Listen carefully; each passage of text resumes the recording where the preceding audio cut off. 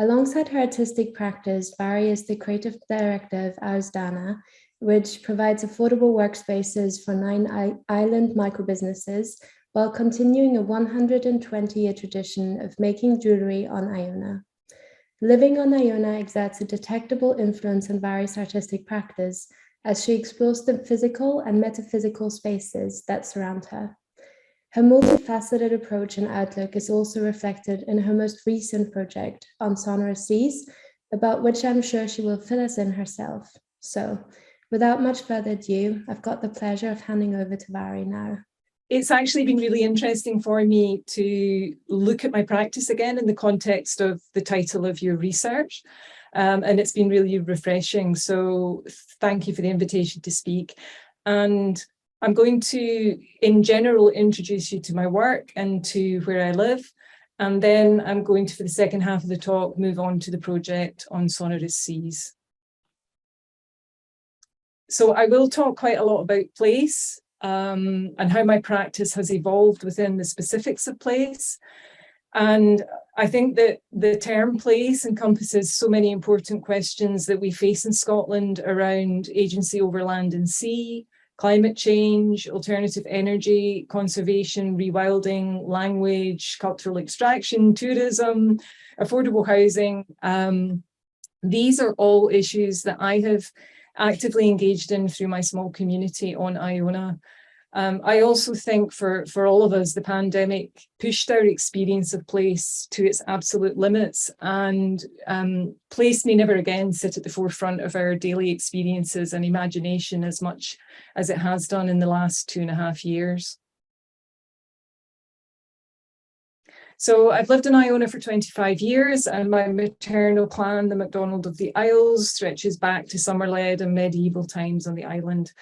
And the shores of Iona represent not an island on the edge, but an island which has historically been at the centre of European creativity and spirituality since the 8th century. So what does it mean to live in this place, this hermitage of the sea, to be an artist with an island as a context? So my practice is not an academic interpretation of that question. It's a lived experience with, I hope, some embodied knowledge thrown in there as well. It's not to suggest that my work doesn't rely on my own and others' research. Of course it does, nor has it grown from a singular place, but from plural places as I take my thinking out into and experience other environments, in the past Finland, Canada, the Netherlands, mainland arts organisations and events, and other island contexts closer to home, creative, human and non-human encounters. So Iona is formed from some of the oldest rocks on the planet. It is too old even for fossils. And I often wonder, what is the impact of this ancient earth energy on our corporal and psychological experience of the island? Does the ancient vibrational energy on Iona sync with our own vibrational frequencies and alter our perception of this place? The landscape here is deep in place names of angelic visions and fairy encounters, places of mythos and chthonic deep time. And as a child, I think like a lot of children, I often felt quite out of sync with linear time. And I felt more immersed in time, which encompassed past, present, and future. And I think the energy of Iona lets us lean into this quantum experience of time. And visitors who come to the island often describe this as a feeling, a shift in perception of reality, often manifesting in deep and lucid nighttime dreaming and daytime peaceful reveries, really immersive experiences. So my creativity is often an energetic exchange between myself and a physical or metaphysical place. And I'm mindful of the idea of exchange, that my work should return something somehow to where it's come from. Otherwise, I risk extracting and leaving an energetic deficit. So there is also a great responsibility that comes with living in any small community. And the Gaelic phrase "Cohusa," literally where or literally who are you from, it matters less here, I think, than what can you do that might be useful. And in her book, Undermining, A Wild Ride Through Land Use, Politics and Art in the Changing West, Lucy Lippard observes that when asked to consider globalization, I always find myself returning to the local, the small picture that we can actually see and do something about. The assumption of a dichotomy of local and global issues ignores the fact that the global is simply the sum of many locals. So awareness of the importance of each individual in having agency to change and influence life on Iona is both an essential and a privileged position to hold, because, to quote Lippard again, one place understood helps us understand all other places better. And living here, I think, has taught me that we are all interdependent, and that autonomy and communality can go hand in hand. And if we go back to that question, Kohusa, who are you from? I do think that it reflects a sincere desire in past generations to make connections, not differences, between strangers. But perhaps Iona's history of a trilingual 6th century monastic settlement and the welcoming of pilgrims since medieval times has created a less polarised and more tolerant view down the generations to the generations that I live in amongst, of the differences between incomers and islanders. And as for myself, I didn't fall very far from the tree. This is my great-grandfather's brother standing outside the cottage I now live in, Taina Biarstra, or the House of the Loom. It was originally a weaving cottage in the tradition of the home weavers in the Outer Hebrides. And this is the legacy of that heritage, a creative business which Anne mentioned at the beginning, Astana, which I established in 2003 and which now employs 5 local people. And the development was carried out in partnership with the National Trust for Scotland, and it also created space for 9 artisans on the island to make and sell their craft. And Astana is my economic foundation. So I realised that I experienced place in a very collective way, kind of like a collage, an overlay of heritage, language, work, human and non-human life. And I think this older piece of work, which I did a few years ago, exemplifies this. So I come from generations of artisans, weavers and silversmiths. And this work, Walk, Wake, explores the social and cultural aspect of craft, in particular, the process of walking the tweed, which was carried out by women seated around a table and accompanied by walking songs. And in this installation, bobbins of wire are mounted on the wall, and from each bobbin a thread travels down to a table and joins a woven cloth made from fabric and etched silver. And the glass tabletop is etched in 8 places with words from a mull walking song, each etched panel representing the seating position of one of the women. And the weaving is laid out like a body prepared for a wake, indicating the demise of the practice and therefore the associated poetry and song. So I think in many ways the creative process in this work, which I wove in a traditional 8-shaft Harris table loom, was an act of remembrance, not just for the individual women, but as a mark of collective and cultural identity. And I tried, through the strength and the fragility of the materials I used, to attempt to convey themes of cultural decline and survival. And the song I used, Ver mi skriob do Hopervore, or I Shall Take a Trip to Tobermory, is a really lovely song, all about a young girl who will go to Tobermory, where her noble love waits for her, and she will lie with her head cradled in the hollow of his shoulder. So this image shows a detail of a corvid suspended on a fence to deter larger birds of prey from attacking lambs. And it is literally a scarecrow.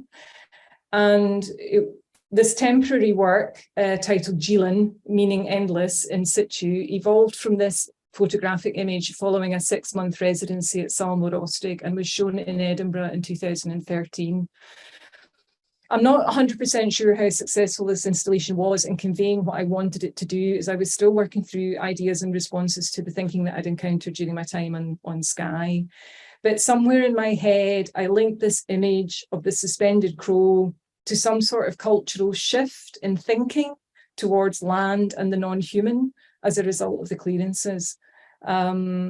So in earlier Christian times, pre-Reformation and pre-clearance time, birds would have been considered sacred creatures, and especially birds like corvids would have been considered actually unclean and not to be touched or used in this way. So I think the clearances and the introduction of intensive sheep farming had massive ecological consequences, as well as the cultural, the obvious cultural and social consequences. And contemporary accounts reveal a huge loss of biodiversity, especially woodland. And the poets of the time lamented this loss, along with the loss of language and culture in equal measure. So did the destruction of biodiversity with its associated cultural beliefs around the Gaelic otherworld of trees, wells, birds, fairies, the second sight, etc., did that result in a fracture appearing in the relationship of the Gael to their natural world, to their other world, to their environmental subconscious, as Meg Bateman refers to it as? And Caroline Merchant, in her 1980 book, The Death of Nature, Ecology and the Scientific Revolution, describes it thus. I don't need to read you the quote, you can see it on the screen. So, and on the impact of this disarticulation from the mythos of the other world, Skye poet and academic Meg Bateman observes, and I'm quoting here, "I would add my take on fairies," she says, "that they are mythical mediators between man and nature in its wild state. They are avatars of the other world, of all that is mysterious about our existence. We do not have to believe in the culture-specific form they took to understand the process of negotiation between man and nature, and what can go wrong when the negotiation goes wrong.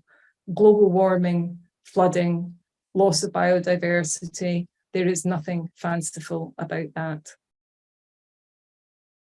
So rising sea levels on Iona are a major concern, as they are on all other low-lying Hebridean islands and islands around the globe. Some houses, including my own, are less than 50 metres from a normal high tide. But if you combine a spring tide and a gale, you get the kind of structural damage that we've come to associate with global warming, with portions of our east-facing road and west and northwest Macker shores being swept away, not to mention the seaweed and the debris deposited literally at our front doors. And these images, the previous one shows creels riveting the Macker shore, and this image shows the attempts in the village of locals to use repurposed stone to rivet the ground. Basically, this is just showing the line of the tide here where these stones are. So as a small community heavily dependent on fossil fuels, how do we approach the issue of global warming and fuel poverty?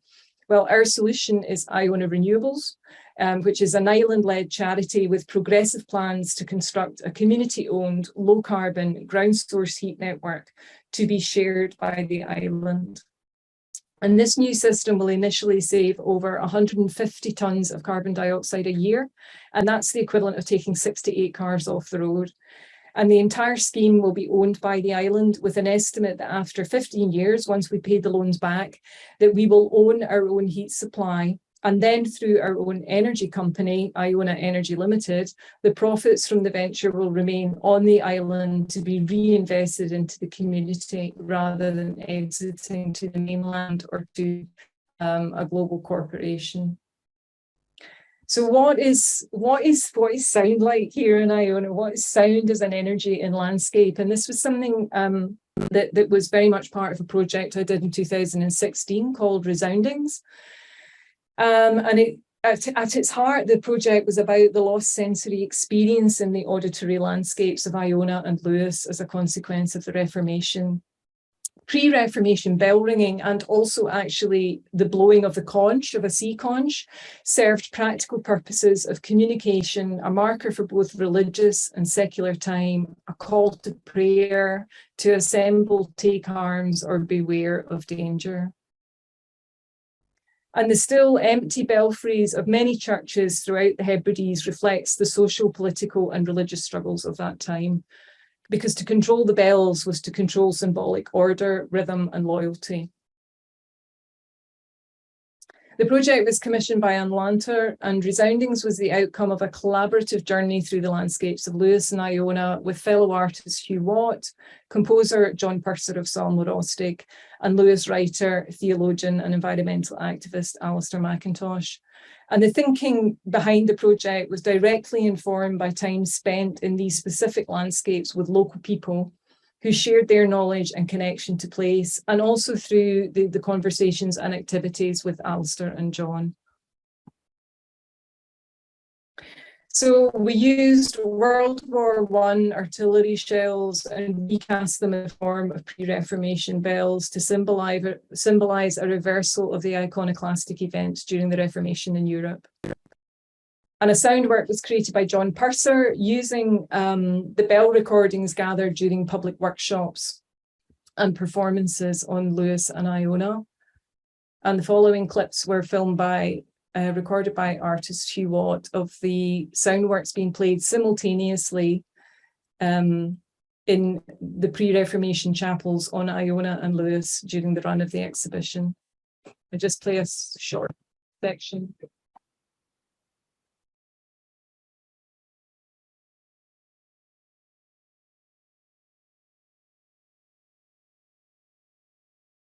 So by reintroducing the sound, we introduced the energy of the bell to these buildings and landscapes.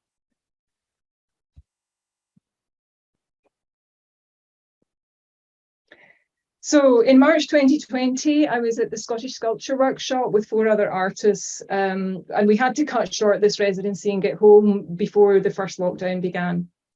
So appropriately, the title of the residency was Stony Connections Matter.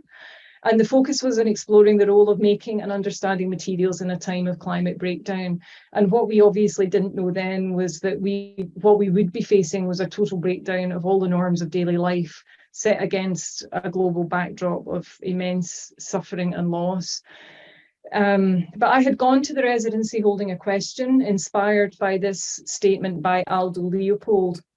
And my question leans heavily on the thinking of both Meg Bateman and Alistair McIntosh, and assumes an interpretation of the clearances and the appropriation of land and power in the Hebrides by the Ministry of Defence from the 1950s onwards as a form of extraction. And I would extend Leopold's perception to also include sea as community.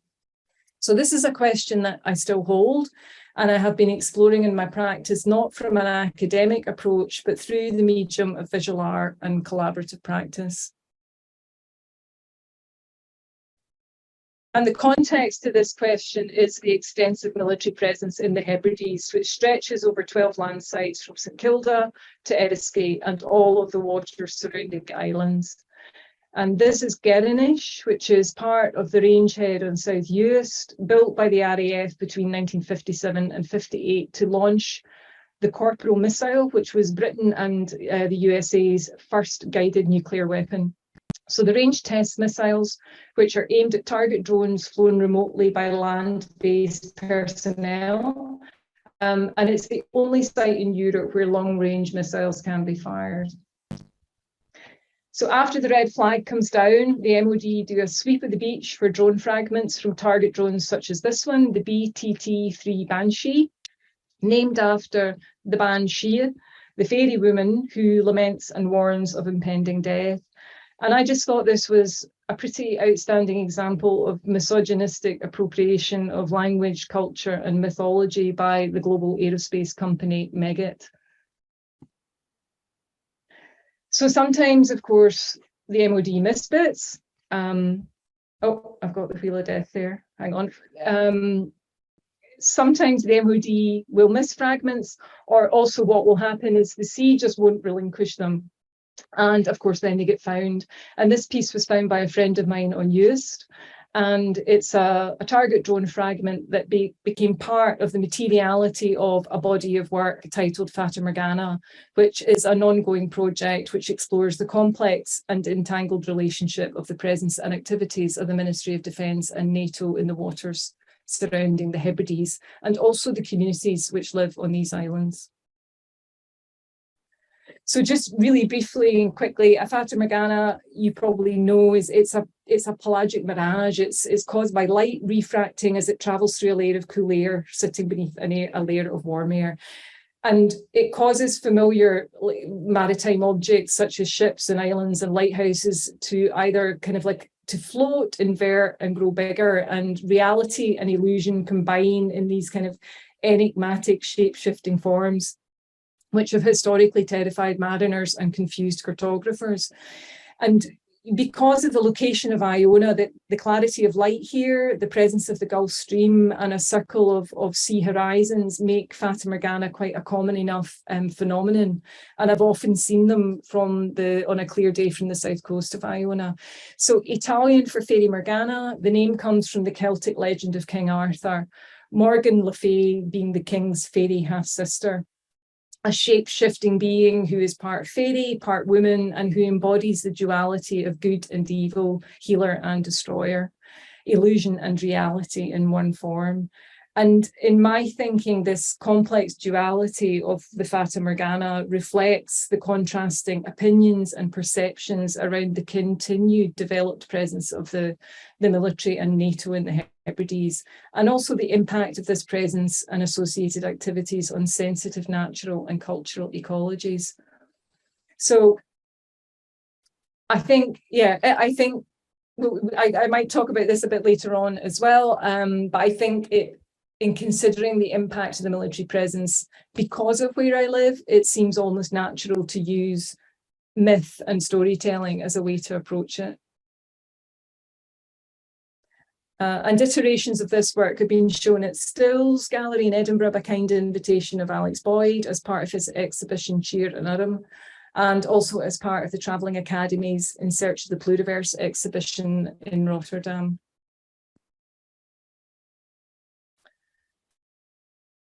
So on Sonorous Seas, this is the project that I'm working on at the moment, and exhibition that has just finished on the Isle of Mull, commissioned by Antwerp. On Sonorous Seas is a multidisciplinary project which explores the impact of military sonar on the ecology of the seas around the Hebrides. Excuse me. And before I go into the project in any detail, I want to just pause for a moment and acknowledge the incredible creativity of my collaborators, the composer Fergus Hall, the digital artist Tom DeMaio, mezzo-soprano Leah Shaw, poet Meek Zwamborn, and calligrapher Susie Leeper. And I'd also like to acknowledge the partnership organisations, the Hebridean Whale and Dolphin Trust, Scottish Association for Marine Science, Scottish Marine Animal Stranding Scheme, National Museum of Scotland, and funding through Creative Scotland, Artist Newsletter, Charts Argyles and the Isles, and the Space CIC. It's a whole partnership project, and it would never have come to life without the support and contribution of these individuals and organisations. So On Sonorous Seas really began back in 2018 when a whale carcass washed up at the north end of Iona. And I came to its body quite late, actually, and much of it had already been scavenged, not just by nature, but also by islanders. And this fascinated me, this playing out of an ancient relationship between human and whale. There was actually even covert competition for the prize elements, the skull and the largest pieces of vertebrae. Why did we want part, and why do we want part of these animals in our homes?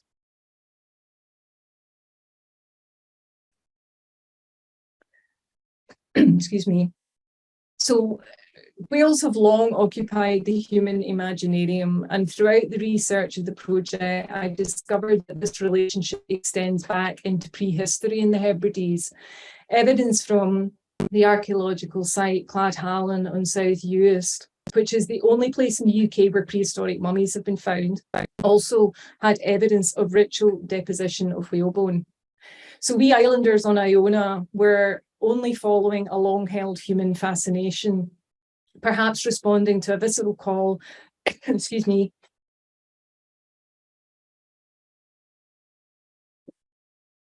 yeah, I mean, and people did describe it as that, as a visceral, emotional response to connect to these ancient ancestors. and to this otherness of the deep unknown world they inhabit. So news broke nationally, I think, in the late autumn of 2018, that our whale at the North End was just one of 118 that had died at sea and come ashore around the Hebrides, Ireland, the Faroe Isles and Iceland, all in a matter of weeks, all beaked whales, the deepest diving group of whales on the planet. Excuse me, I really hope I'm not going to lose my voice here.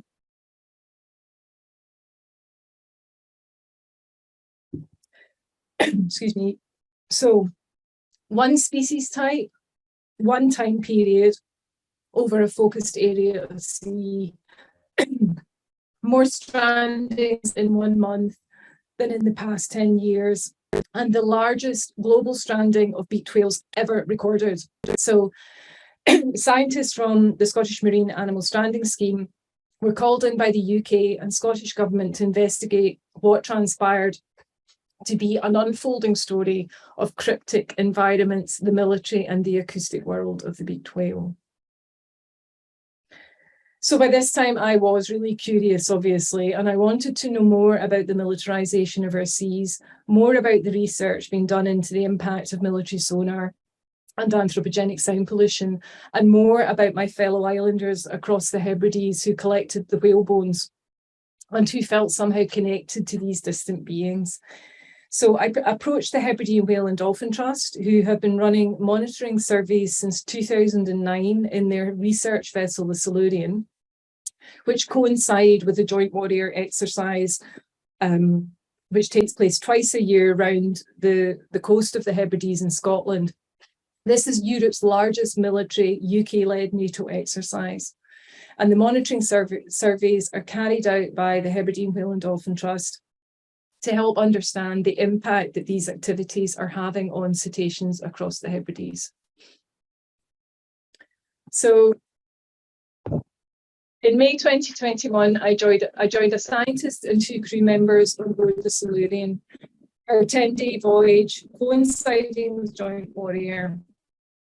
This was a COVID-friendly version of HWDT's fantastic citizen science programme, which I highly recommend you look into if you're interested at all in contributing to this scientific research. Previously, the Ministry of Defence had refused to give me clearance as access to any of their land sites in the Hebrides, apart from basically just being able to walk along their beaches after the red flag was taken down. But they could do absolutely nothing about me being part of an HWDT research team as a citizen science. So I was on board and a transformative voyage lay ahead, which would take us from Tobermory in the north of Mull, all the way up to Cape Wrath via Skye, Raasay, the Small Isles, the Summer Isles and the Outer Hebrides, in gale force winds, rain, sea, swell and sunshine, just typical Scottish weather. So having our GPS jammed regularly along with all the other vessels in the area was common, being circled by a Royal Navy helicopter, cut across by a Danish frigate, and being radioed in a 35-mile-an-hour gale to change course immediately, which is not easy in a 19-metre yacht, were just some of the interactions that we experienced with the exercise. But, you know, it was limited and it was clear that we were no more than a brief distraction in a war game. So the Ministry of Defence do cooperate with HWDT. The Trust are allowed to be in the waters during the exercise, but the military don't share any information regarding manoeuvres. So every morning it was a case of calculated guesswork to, you know, reading charts, proximity to known submarine exercise areas, weather, etc., to work out which course we would plot and follow for the next 10 hours. Personally, like on a kind of physical and psychological level, I think I just literally became all at sea. And it took about 3 days, which apparently is the standard, for my internal fluids to adjust to the aquatic rhythms. But my mind floated, and time became a sequence of intervals of deep listening and active empathic watching, dreaming, floating, rising and falling with, at times, an absolutely huge, what seemed to me, huge sea swell. So it was a pelagic experience, my psyche and the sea, a feeling of mellifluous connectedness. And I think, you know, as an artist, I'm interested in what is not necessarily at first apparent within landscape. And nearly 70 years on from the very apparent inception of the Missile Range in Uist, the issues of economic sustainability, cultural extraction, and ecological impact in relation to the militarisation of the Hebrides now no longer seem to be so apparent. In fact, they seem to be normalised, hidden in plain view, in fact, within our visual understanding and psychological understanding of these landscapes. But here I was on board this boat, able to explore these two cryptic environments, that of the whales and that of the military.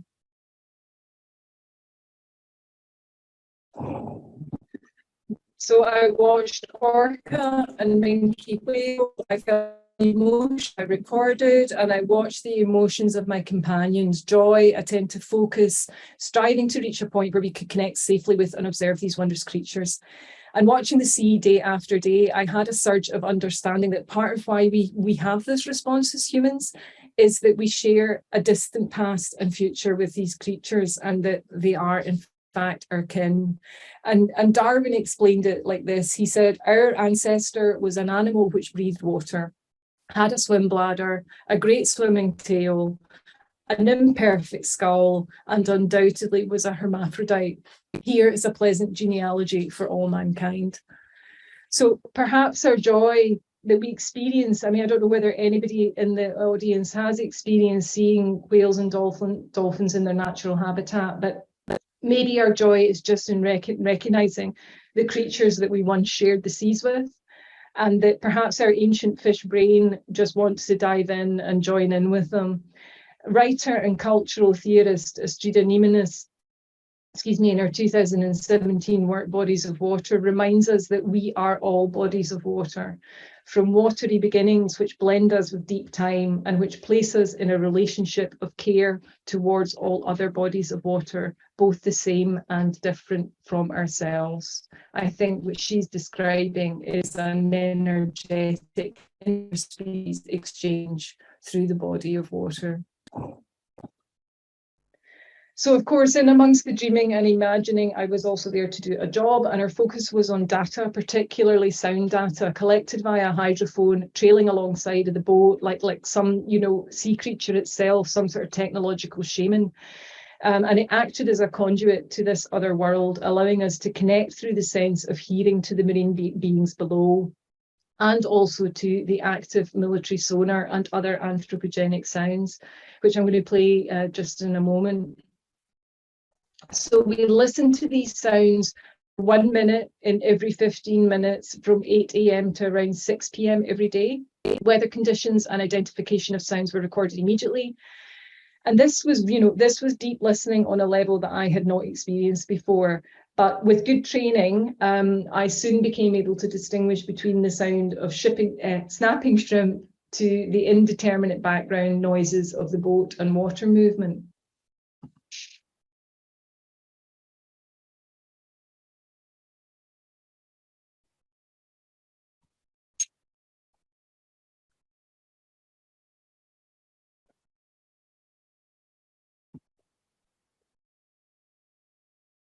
So that is the sound of mid-range military sonar. And this frequency of sonar is particularly damaging to deep diving species of whale, such as the Cuvier's beaked whales, which came ashore in the stranding event in 2018, and is most likely going to be the cause of this mortality event. The other sound, this is the whistling of common dolphins. Every dolphin has its own unique whistle, learned from their mothers as infants.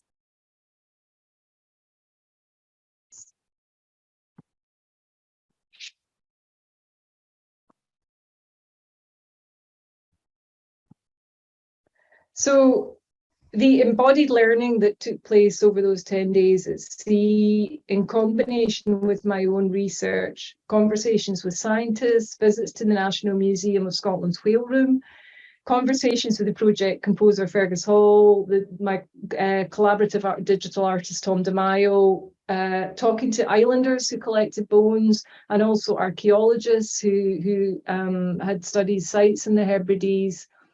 All of that led to the final body of work that is On Sonorous Seas. And the outcome is it's several things: a 45-minute composition in 6 movements composed by Fergus Hall and featuring mezzo-soprano Leah Shaw. And this work is made almost entirely from the hydrophone recordings from the research trip.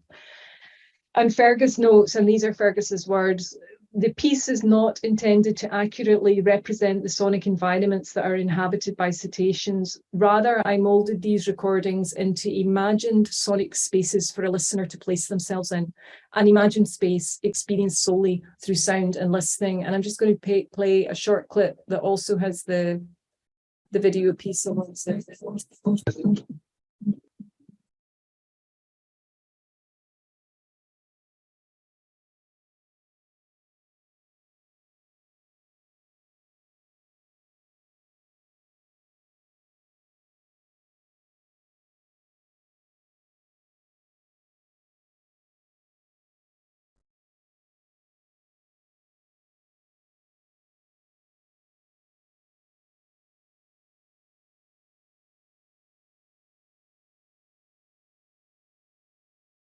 So the corresponding video work that you saw there, titled A Constellation of Strandings, was created in collaboration with digital artist Tom DeMaio. And Tom and I worked with my images, bits of film drawings and 3D renders to create what we hoped would be a really immersive experience, a sense of other place, a sense of interconnectedness and mystery.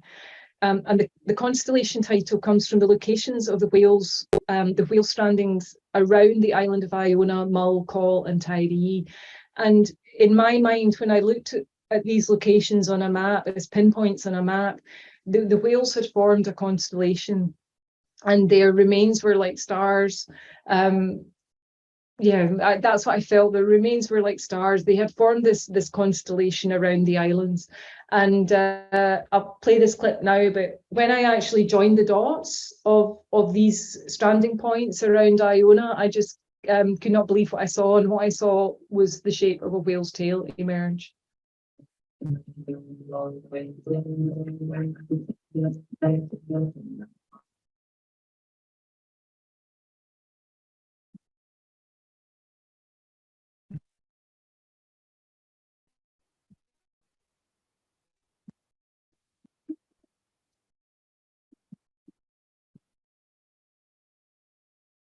So that motif that you saw turning at the end of that clip there, that's the 3D scan of the one of the Cuvier beaked whales that stranded. That's its ear bone, and opposite where the video was played in the gallery, there was an installation of cast silver ear bones from that scan, also arranged in the constellation of the strandings around Iona. On Sonorous Seas is also a poem commissioned from Dutch Mull-based artists Meek Swamborn, and Oscurie is a requiem to the whales, illustrated by calligrapher Susie Leeper on papers which Meek and I impressed with the vertebrae from a whalebone from the same stranding incident that came ashore on Lewis. On Sonorous Seas is also a podcast and a publication, and a series of performances at the beaches on Mull and Iona where the whales came ashore. So also within the work, we wanted to create a sense of disorientation to reflect the impact of sonar on the whales. And in this short clip I'm going to show you, Tom and I worked with images from the Fatima Ghana series that I showed earlier, as well as a manipulated 3D render of a Cuvier's beaked whale skull. And it's a barrage of images in syncopation with Fergus's composition, which shifted the sonar to a much lower octave to reveal what he describes as artifacts, which he then magnified with heavy audio processing.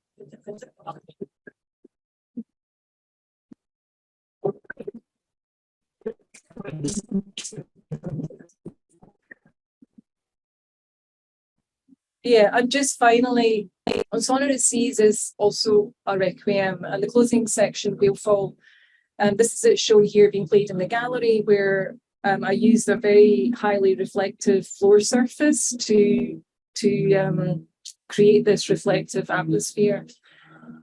So Whale Fall speaks to endings and beginnings, inspired by the fact that when a whale dies out at sea, it sinks very slowly to the ocean floor, gradually creating an oasis of life as it decomposes and falls through the sea. And this decomposing, falling whale can sustain life for up to 60 or 70 years after it has died.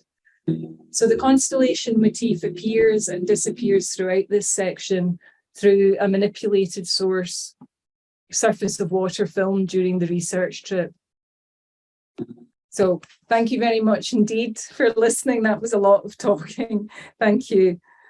Oh, thank you so much. That was really wonderful. So yeah, thank you a lot for all the work and preparation that's gone into this. And we all really enjoyed listening to you and found the reflections and the way in which you contextualize your work incredibly insightful and inspirational. And I think it's really special the ways in which you bring together all the different elements that make up your artistic practice. And so yeah, thank you very much for sharing this with us.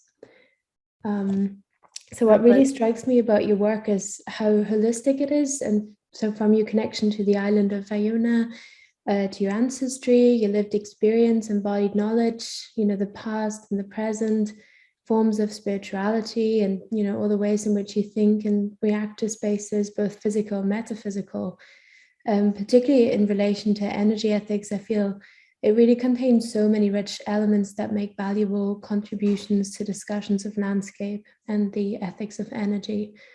And I suppose another thing that really stands out to me is your reference to the Fatima Ghana as a way to navigate the conflicting interests and tensions that accompany military presence, probably anywhere in the world, but especially in places like the Hebrides, perhaps. And doing so feels really significant in this present moment, which sees such high levels of polarization defining the ways in which people frame things they encounter. And by extension, that also influences public debate, of course. So I would like to start off the Q&A by asking whether you could perhaps elaborate on that a little further. So on the reference to the Fatima Ghana as a way to potentially circumvent polarization in these discussions. No, it's a good question, Anne, and I think that at the time when I was developing the thinking around the work, I was reading Donna Haraway's Staying with the Trouble, and she was very influenced by the teaching of Margaret Strathern, a social anthropologist, a British social anthropologist, and one of the comments she makes is that Margaret Strathern said to her, it matters what ideas we use to think other ideas with. And Donna Haraway took this further to say, it matters what stories we use to tell other stories. It matters what knots we use to tie other knots with. And that it just really struck me that, of course, storytelling is we are inveterate storytellers, and that's how historically and prehistorically we find meaning and we find understanding in our world.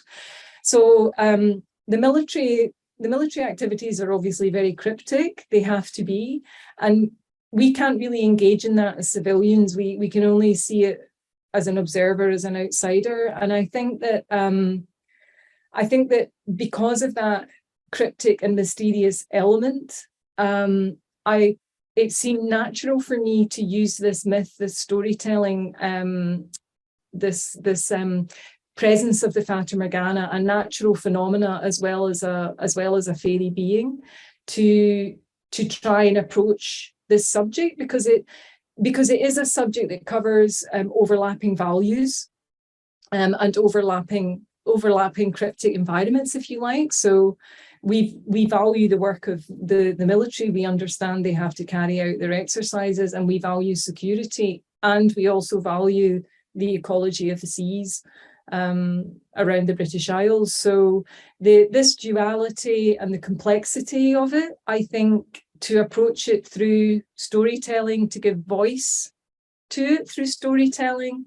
For me, that just, it seemed to grow out of where I was in place and where I was as an observer. Yeah, no, that makes sense. Thank you so much. I mean, there's so much to unpack in what you say and all the works to which you've introduced us. But before I move on to taking questions from the audience, I did want to ask one more thing. So earlier you mentioned the loss of biodiversity that followed that sort of followed the changes that I guess the landscape in Scotland has undergone, and sort of the introduction of mass sheep farming. And I think that's something that's not known to a lot of people. I think the sort of general consensus seems to be that lots of Scotland is supposedly, I don't know, untouched in quotation marks, and there's definitely this understanding, I suppose, between this tension between this understanding and the reality. So this illusion of Scotland to be associated with framings of nature as untouched. And then this thought of untouched nature, especially in conservation debates, brings so many problematic aspects and conflicts with it as well. In the center of which there's the question of, I guess, the so-called nature-culture divide and the relationship of humans and nature, which is also something that you touched upon. But I was just wondering if you could maybe speak about that a little, like just again, a little more if possible. Absolutely, Anna, and I can only speak to all of this from sense of place, and from my knowledge as an artist, really. And so I don't know a great deal about the issues around wilderness within the conservation debate. I don't know a great deal about that at all, but I am learning on the ground, because I've recently become involved in a local charity that has been letting over 600 hectares of land on the Ross and Mull go wild for the last quarter of a century. So it's been rewilding before rewilding was a term. And it's really amazing to be part of this project and to see this land become itself again. But I think what I've realized is that to manage the recovery of land and conservation, we still have to intervene. Or we still intervene. Do we have to? We still intervene, whether that's by building deer fences or managing drainage, to encourage peat to reform. And I think as soon as we step into nature or into any environment, even the built environment, even in the lightest way, we bring our consciousness and our perceptions, and already we will have changed the energy of that place. Even if all we're trying to do is connect ourselves to it and understand it better. But I do think that, and this is not romantic or sentimental, because I don't perceive the past on Iona as being romantic, and I don't look at it in a sentimental way. But I think that what the place names of Iona can tell us, and Glasgow University are doing a project at the moment into the place names of Iona, that perhaps they show that there was a more symbiotic relationship between human and nature and culture, and that the divide was perhaps less profound. And we can see that in names around the islands, such as Hill of the Tongues, or Chroch na Brahan, the Hill of the Querns, or the Sheehan, the Fairy Mound, Ruinich, the place of red flowers, the Hill of Streams. So there is this poetic interaction of people, language, and landscape, which speaks to me of a really close relationship and not a division. Yeah, exactly. No, that's really interesting. And I think that was exactly what I was sort of getting at as well, is that I suppose what I meant with the conflicts in conservation theory is this thought of having to keep humans, away from nature for it to thrive. And while that can certainly be the case, in some settings, I guess we have to ask ourselves, is it not more important to really make sure that people feel like they're part of their environment rather than feeling so disenfranchised from it? So Thank you. Yeah, no, completely, Anne. And I should just say really briefly that the area of land that I've been involved with, that it does have public access. There is responsible access to the land, and it is a beautiful Celtic rainforest. I mean, and absolutely people should be coming and experiencing this firsthand. That's perfect. Well, we'll maybe, if that's possible, we'll share a link, maybe in the event description, and then that's perfect. Well, I think we may have time for just one question. So I'll ask you about the presence of energy in your practice. You've spoken a lot about energy in the context of place, space, and time on Iona, which is really beautiful, of course, and really profound to think about, and something new for probably many of us who haven't been immersed in that kind of environment. And you also used this really kind of provoking phrase when you were talking about seeing the whales in their natural habitat, this energetic interspecies exchange. So there's also kind of this infusion of energy there in between humans and animals, if you like, even though we've just talked about needing to erase the nature-culture divide. But I wonder if you could talk just a little bit more about the presence of energy and also energy ethics in your practice. Gosh, sure. I think the energy, the dynamic energy of the island is a massive part of what inspires my work. I think, as I touched upon, and I know it's not only myself that experiences that. So I think I'm also mindful, as I said, that as an artist, and I do residencies in other parts of the world as well, and in other parts of Scotland, and I think it's being mindful not to also be extracting, and that there should hopefully always be an energetic exchange there, a creative exchange. And I think we have a real challenge just pragmatically on Iona, and we're an island off another island off the mainland of Scotland, so we're heavily dependent on fossil fuels, and that is a reality at the moment that we are trying to address with the heat network. And wouldn't it be great if we got an electric ferry? I mean, these are the things that should be being considered. We are surrounded by the force of energy, by natural forces of energy. Every day they govern our lives. The force of the sea, the energy of the tides. Will the ferry be cancelled? Will our post get delivered? Will I get off the island to the hospital appointment? Energy is in everybody's lives, but it is somewhat more visible here at times, without a doubt. And in both perhaps a spiritual way and in an elemental way, so. Yeah, I was just thinking maybe there's also a sense of, being humble towards, I don't know, say like the sea, because, if it could very well just, sweep away your house. I think you'll think about it differently than, us, for example, in Fife. I guess like the most dangerous thing that can happen here is, I don't know, flooding, because there's so many new builds. But doesn't necessarily affect our houses as much. So you're right, Anne. And there is in most island communities, there is a huge respect for the sea. There has to be.